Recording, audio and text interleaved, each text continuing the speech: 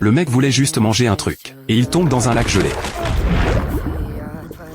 Par chance, il sait nager et se stabilise. Il nage de toutes ses forces vers l'avant. Mais en remontant, il se cogne contre la glace. Marc essaie de la casser mais il a plus de force. L'oxygène dans ses poumons est presque à zéro. Au dernier moment, il aperçoit un rayon de soleil sur le côté. Il nage vers la lumière et trouve enfin la sortie. Il se hisse sur la glace. Mais ses fringues sont trempées. Le froid le fait trembler sans arrêt. Marc serre les dents, attrape son traîneau et rampe sans s'arrêter. En arrivant en haut de la pente, il se permet enfin de souffler. Il trouve un trou dans la roche et se glisse dedans. En repensant à ce qui vient de se passer, il prend une grande inspiration pour se calmer. Mais ses vêtements glacés sont insupportables.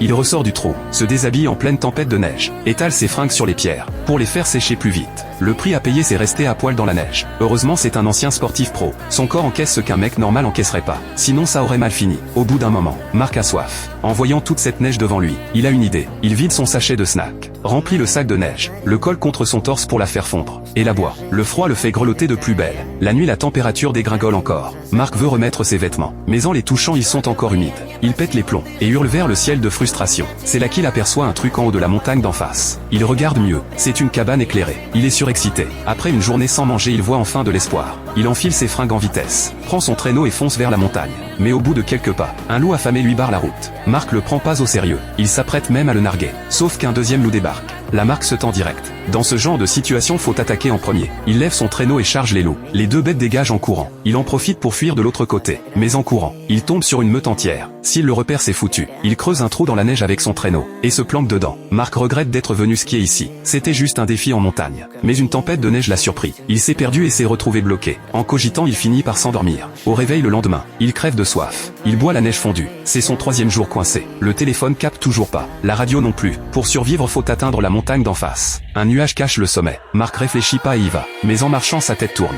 Ses yeux voient plus rien clairement. Le soleil qui se reflète sur la neige l'a aveuglé. Il a chopé la cécité des neiges. Il tombe à genoux, les yeux injectés de sang. La douleur est atroce. Il ferme les yeux et s'écroule. Jusqu'au soir, Marc récupère pas. Il sort sa neige fondue, boit quelques gorgées, trouve un coin à l'abri du vent et s'endort. Le lendemain matin, Marc ouvre les yeux et teste sa vue. Il voit enfin clair de nouveau. Est-ce que Marc va réussir à s'en sortir ?